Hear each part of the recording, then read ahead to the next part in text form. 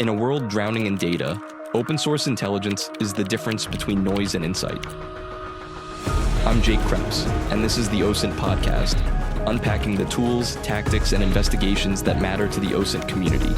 Whether you're tracking threats, analyzing platforms, or just trying to separate signal from noise. This is your fortnightly deep dive into the world of open source intelligence. Let's get started. Hey everyone, welcome to the first episode of the OSINT Podcast.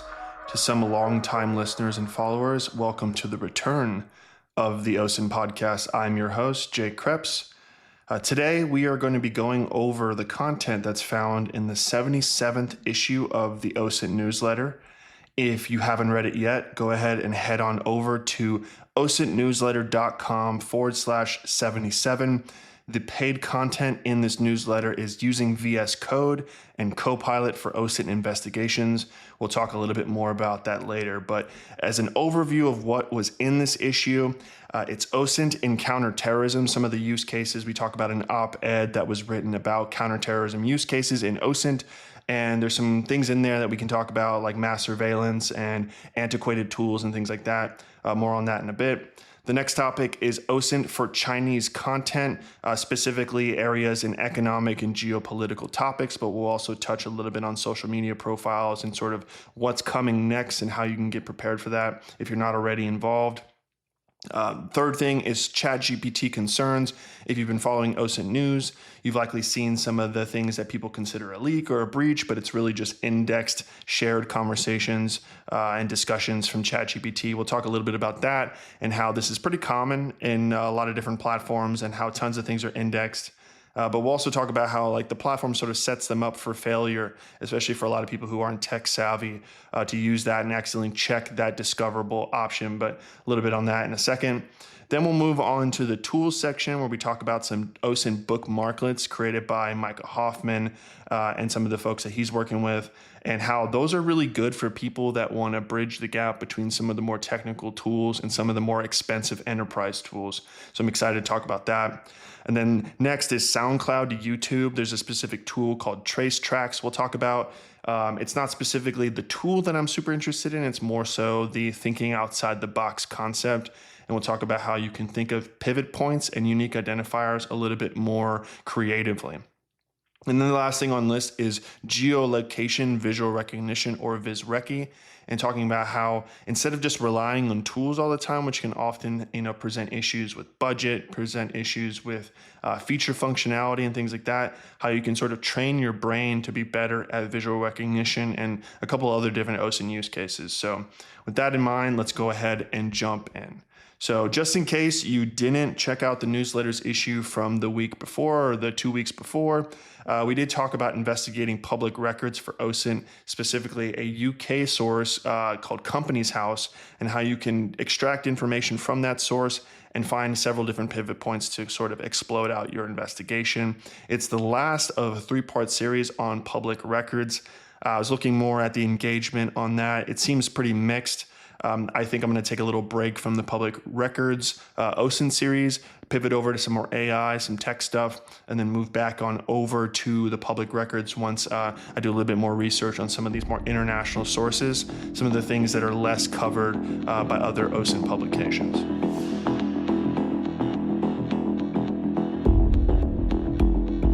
So for this episode, I want to first talk about an op-ed written by David Cook, and it's titled How Publicly Available Clues Could Thwart the Next Lone Actor Terror Attack. I write this in the newsletter. I'm just going to quote it directly from the newsletter. OSINT for counterterrorism, not for stalking people online. That's right. Do not use OSINT for stalking or anything creepy. We're talking specifically about fighting terrorism. So this isn't fringe or underground anymore. OSINT isn't something that you're sort of doing on the side, something that's like a cool augmentation of typical OSINT tradecraft like SIGINT or IMINT or anything like that. Like OSINT is mainstream and we are using it for counterterrorism use cases. It's mainstream and it's definitely something that is catching a lot of attention. I'm honored to sort of be in this industry for quite some time. I started back in 2011, and so it's pretty crazy thinking that it's 2025. I've been doing this for about 14 years. I find myself more and more often using OSINT methods for things unrelated to security as well, which is kind of cool. Things for just general productivity, scraping information that's relevant for all different types of things beyond just a counterterrorism or security use case. And so more on this specific topic, something that's interesting. I definitely think you should consider reading it. But they talk a little bit about how there's leakage in online activity. And what that essentially is you have a person of interest that's online who's potentially qualified as a threat.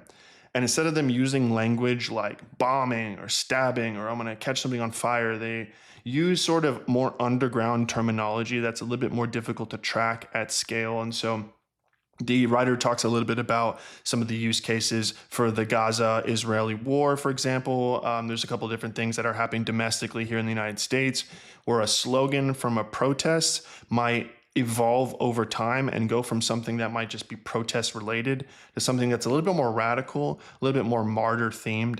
And David talks a little bit about how tools need to evolve to track some of these more changing narratives and not be so focused on keyword specific monitoring. And while I do agree with that, there's some things that I think are important to note here. The first thing to note is that oftentimes we start by taking the entire social media platform of choice. Let's just call it Twitter or X, for example. You have something like TweetDeck set up, or maybe you have access to TweetDeck if you have a pro account. I haven't checked on what's going on with TweetDeck lately, but when I was using it, when I was at Microsoft, for example, we would have tons of columns set up with all these different keyword combinations, and we were scanning the entire World Wide Web until we saw something that was potentially qualified as a threat. And then we would dig deeper into that potential threat and we'd be able to find out whether or not that's something that's worth looking into or not, something that was worth notifying our regional security advisors about. And that's sort of the antiquated approach. This was circa 2015, 2016, something like that. And the reason why I bring that up is that oftentimes you're trying to swallow the entire platform, qualify down to a specific number of threats, and then investigate those further. And what David's talking about more in this article is that assuming that you already know who the qualified threats are, and then rather than monitoring their profiles for specific keywords, you need to be tracking for changes of narrative, radicalization, and things like that. And one thing I will say, because it does talk about mass surveillance in this article, is that it's very difficult for you to qualify threats this way. I mean, many law enforcement agencies and government agencies already have this qualified list, and that's a great place to start. But that's not really necessarily open source intelligence.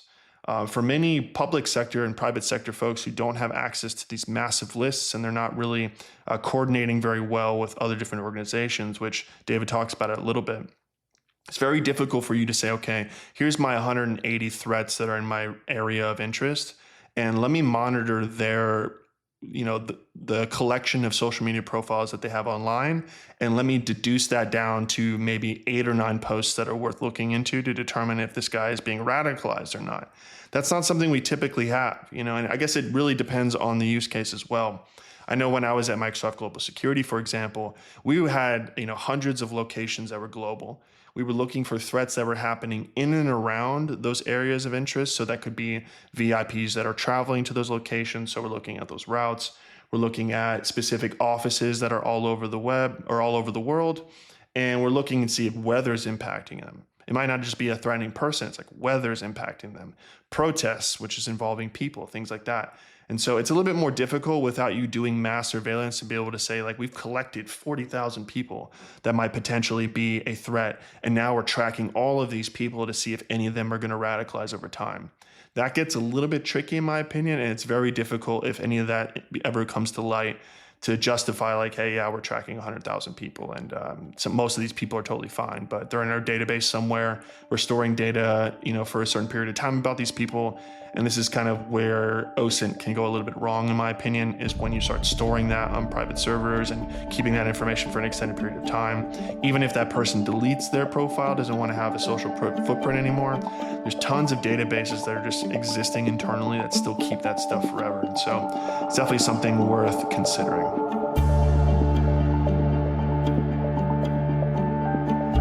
The next topic is investigating Chinese content for OSINT. There's a LinkedIn post that I link in the newsletter and it talks about 3 different sources that you can use to sort of get familiar with Chinese content. Justin Charters writes this, and he specifically focuses on military type content, radicalization, and pro-nationalist content from the CCP. And in general, like I definitely think that's something that you should, be familiar with. I think that something that's really interesting is that a lot of the narrative that you find on Western social media, and you can roll up TikTok with that if you want, is that a lot of these trace back to some of these Chinese pro-nationalist movements. And it's very interesting to take something that you find online and try to trace it back to its origins. And a lot of times you find that it's traced back to some of these sources that Justin mentions. But another thing I want to call out is that, and this is something I write in the newsletter, is like, do not sleep on China. There's a lot of conflict that's going on globally. And the more conflict there is, the more opportunity there is for even more conflict. It's very difficult for us to keep our eyes on everything if everybody's stretched so thin. So one of the things I write in the newsletter too is you don't have to be an expert. You don't have to be a Mandarin speaker to be familiar with what's going on and be prepared for when it's time for you to be engaged in this content. You don't want to be seeing this stuff for the first time when you get intelligence requirements that say, hey, we need to find information on Baidu or WeChat or anything like that. You definitely want to have sock puppets ready and available. One of the sources that are listed on LinkedIn from Justin is a website that is not able to be accessed unless you have an IP that's coming from mainland China. So these are some of the things that you have to think about and be ready for. And you may not even need to use them on a day-to-day operation, but you definitely want to have them ready in the event that you get looped into something that requires you to do some collection and analysis in these areas.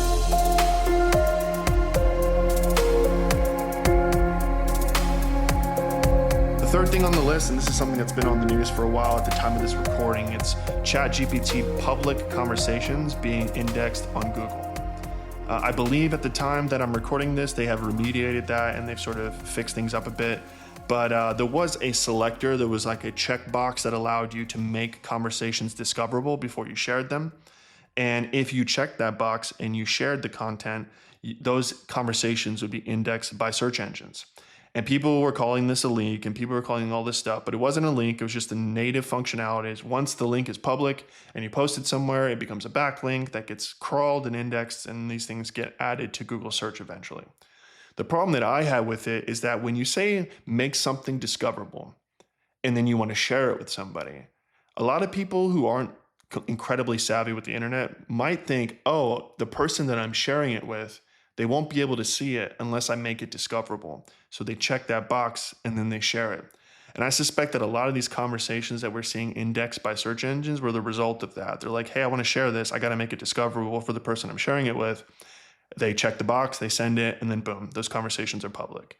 So another thing too is that you may have made something public, shared it, continued to have a conversation with that chatbot, and then all of that stuff is included as well. I'm pretty sure that that's the case in this situation. And one of the things that I mentioned in the newsletter is that this isn't unique to ChatGPT. This happens with a lot of different things. For example, if you make a Google spreadsheet publicly accessible, that stuff's also going to be indexed and you can find it easily.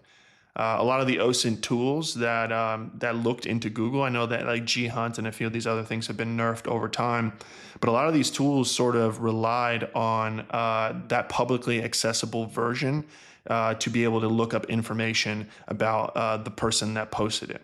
And so this isn't something that's super uncommon. And one of the tips that I mention in the newsletter is that whenever you find the capability to share anything on any platform, take a look at the URL that's generated when you share it, and then sort of like trim off the beginning and end of it and kind of put a site search in Google to see if it is indexed.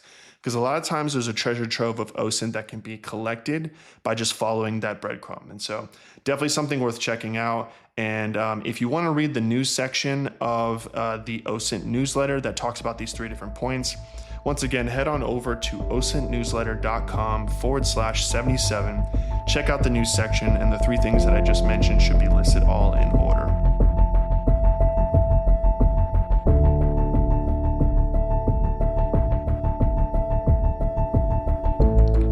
All right, the next section that I want to talk about are OSINT tools. And there's 3 different things I want to talk about. The first one are 2 new OSINT bookmarklets from my OSINT training, led by Micah Hoffman and a few others that are associated with him.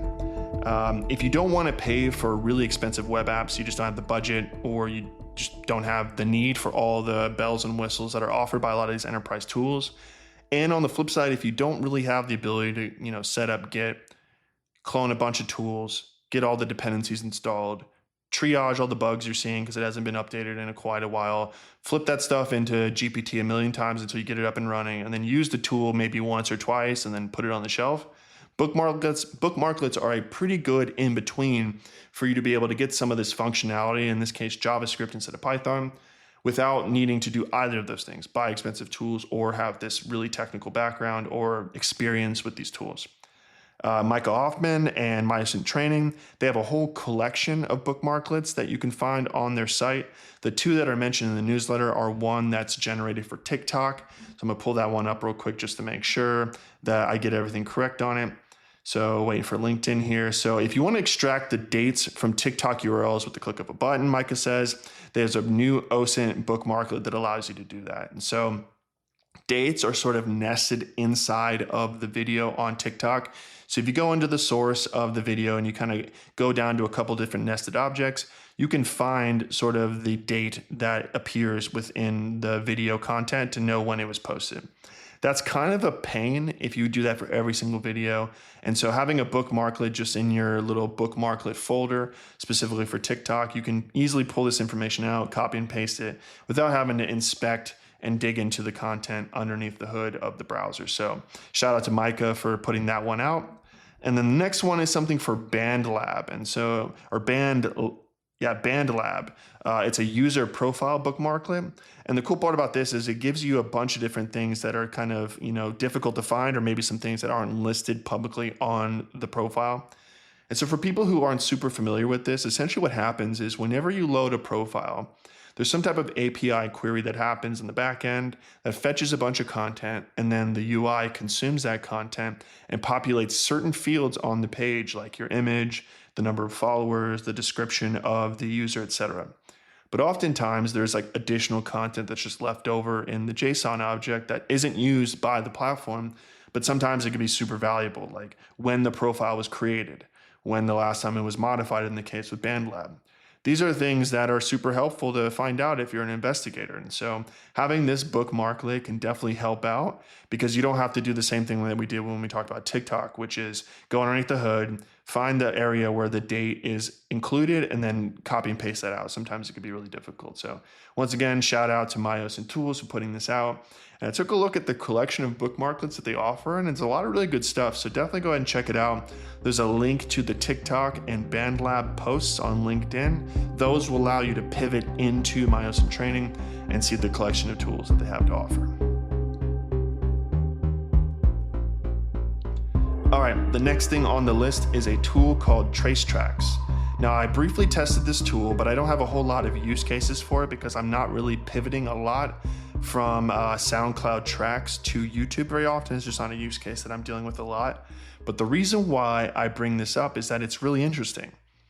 I used to do a lot of Trace Labs, capture the flags for missing persons. I used to do a lot of OSINT investigations. And one of the biggest things that I always tried to do was to find a unique identifier, something that's specific to a person that isn't cloned or copied in a bunch of different areas. So an example of that, if you're unfamiliar, is like an email address. If you have an email address, it's yours. No one has the same one. And so if I find an email address listed somewhere, I know it's associated to you. Phone numbers are a little more unique, but they can transfer hands. They often, if you get rid of a phone number and someone else picks it up, then there's 2 different people that might show up for that identifier, for example.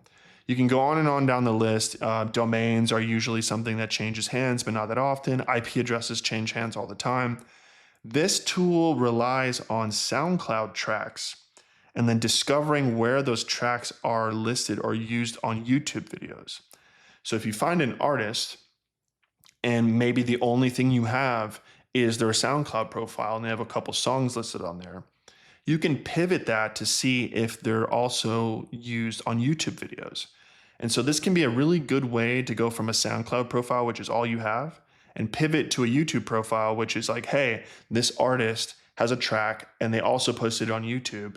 And now you have their YouTube profile. The YouTube profile might have a different photo you can use for reverse image search. It might have a description that includes an email address or a phone number because they're trying to promote their music. This is a really cool idea and a cool use case. And so I encourage you to check out the tool, even if you don't have a use case for it.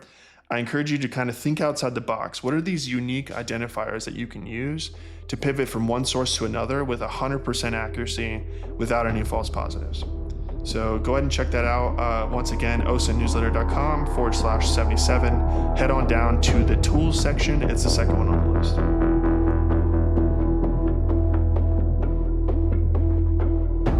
Now the last one. The last one on the list is something called GeoHints. GeoHints is a website that gives you a bunch of different images and tells you sort of what they are and where they are. And this is something that I write in the newsletter, and I'll kind of just paraphrase it here. When I was in the military, I was part of my intelligence training was sort of aircraft visual recognition. If you guys aren't familiar, I was in the Air Force and I did military intelligence with them. I was an all-source analyst. The briefers, 1-to-know-X1s for people who are in the Air Force or were in the Air Force. One of the things that we did as part of our formal training is we did visual recognition of different aircraft, both U.S. aircraft, Russian aircraft, Chinese aircraft, etc. The goal was to be able to look at an image and say, yeah, that's an F-15. Or no, that's a MiG or something like that, right? Be able to quickly identify them based on things like 2 vertical stabilizers or 1, number of exhausts, things like that. And so people who are in the Navy or even in the Air Force, they do that as well for naval ships and things like that. When it comes to open source intelligence, one of the things you commonly run into is geolocation. And if you follow the YouTuber, I guess he's on TikTok, YouTube, everywhere, GeoBolt, that guy can look at an image and be like, yep, that's Nigeria, give you like a general idea of where that is in like 2 seconds. And then he's right, plus or minus 100 yards. It's incredible. But the reason why he can do that is that he has seen so much of this content that it's sort of burned into his brain. And so it doesn't take him very long for him to identify that. Now imagine if that guy was a part of an imagery analysis unit in like a 3-letter agency or a military attaché or something like that. That's an incredible tool set to have. And I know that a lot of this is sort of GeoGuessr based. If you give him an image that's like not in GeoGuessr, like he probably will do really good, but not as good. This is something that is definitely a trained skill set and something I encourage you to do. Geohints.com gives you a bunch of different categories. I'm just reading off here. We have architecture, we have companies, we have currency, we have the driving side of a vehicle, we have house numbers, flags, things like that, license plates. If you go through this content and sort of train your brain to be able to identify these things, you don't have to rely so much on reverse image search. You don't have to use awesome tools that cost you a lot of money like GeoSpy.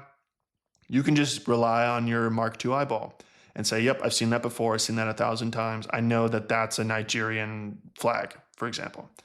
So I encourage you to check it out, geohints.com. It's also listed in the newsletter. It's the 3rd one on the list.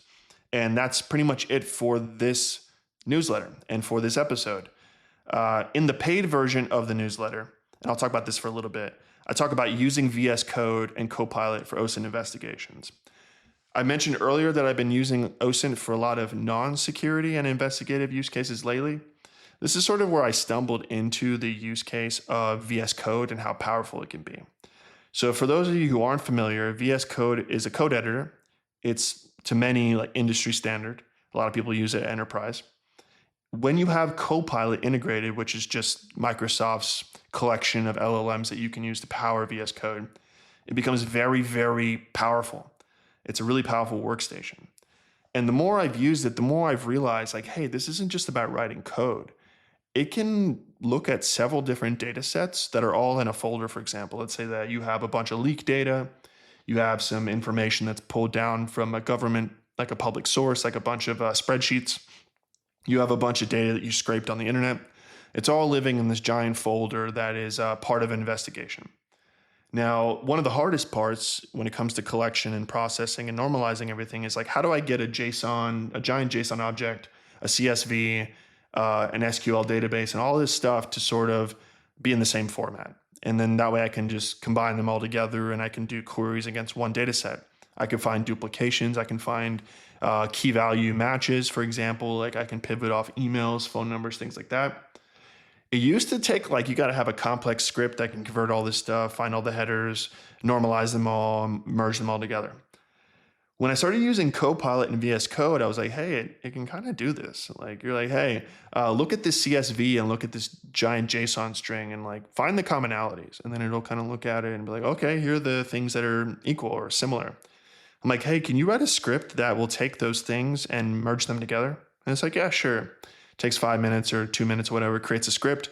And then presto, it runs the script itself. It looks at the output of the script in the terminal in VS Code. And then it's like, okay, we're good to go. And then you look at this output file, it's a CSV with the data merged together. You're like, wait a second. I didn't have to even look at the data. Copilot looked at the data, made the determination, fused the data together, and outputted a single file for me to look at. That's super powerful. That's something that used to take a lot of human resources to do and know-how with Python. And I know that you can do this in the chatbot, for example, ChatGPT. But here's something that's interesting. Copilot has Claude, Gemini, and GPT included. And all of it together inside of VS Code costs $10 a month. GPT Pro costs $20 a month. So this is cheaper. And you can upload images to it. You can give it screenshots and it'll look at the screenshots and it'll work with those. So if you want to get ChatGPT and all these other LLMs for cheaper, use VS Code, which is free, and get Copilot Pro, which is, or it might be Pro or Premium. It's $10 a month. And put all your data in one folder and have it take a look and see what it can do. Another cool part that I talk about, and not to too much extent because I ran out of space in the newsletter, is how you can use it for analysis. So once you have all the data processed, normalized, and you have a single file, single source of truth, you can ask it things like, hey, I have this giant data set. What are the 3 things I should look out for the most? Here's my use case. I don't think you should outsource the analysis itself to say, hey, analyze this file and pull out this thing, because it is prone to hallucination, especially when you give it large data sets. But you can be like, hey, what are the 5 things that are super important here? What are the patterns that you're seeing here that I should look into more? And it'll give you a starting point. And then once you analyze it yourself and you look through and you process some of the data, you can say, here are my findings. What should I do next? What do you think? And you can sort of use it as your companion to sift through these large data sets to be able to expedite the analysis process. And then finally, I don't talk about this all in the newsletter, but when we get to dissemination, you can start talking about what's the best way to report this. Here's my stakeholder. Here's the person that's going to be reading my intelligence report. Based on what you know about this type of person, this persona, how can I write the report in the best way that they can consume this information and make a decision really quickly? So once again, not to replace the human, but to sort of supercharge, give the human a power up so you can get this massive job done in a short period of time. So you can either take a lunch for once, or you can do more work, provide more value to your organization. So definitely worth checking out the osintnewsletter.com/77. This is a new part of the series where I want to look a little bit more at AI. It's kind of been overplayed a little bit, in my opinion. A lot of people have been like, geolocation for AI, and then you give it an image and sometimes it's right, sometimes it's not. But I think instead of thinking of it as a way to get a cheap or easy OSINT tool, you should think about it more as your assistant. Something that can help you, be a little bit faster, a little bit more efficient, or cover some of your blind spots. So that's it for this episode of the OSINT Podcast. I hope that you subscribe. And one of the things that I wanted to make clear is that this is the first episode of the reboot. It's probably not going to be super great the first time. I hope you enjoyed this, but in the event that you have some feedback, you're like, hey, maybe you should do this. Maybe you should add this section or whatever. I'm all ears. Let me know. Just kind of like developing software, developing tools. You don't want to wait a year or 2 or 3, or in my case, I think it's been 7 years since I did this podcast. You don't want to do all this research and then you ship it and you're like, oh, this is crap. I waited so long and the thing that I should have added was right in front of my face the whole time. It just took 2 people to tell me. I want to just release this. And if you like it, cool. If it's perfect, awesome. But if there's anything you want me to add, feel free to reach out. Jake at osint.news.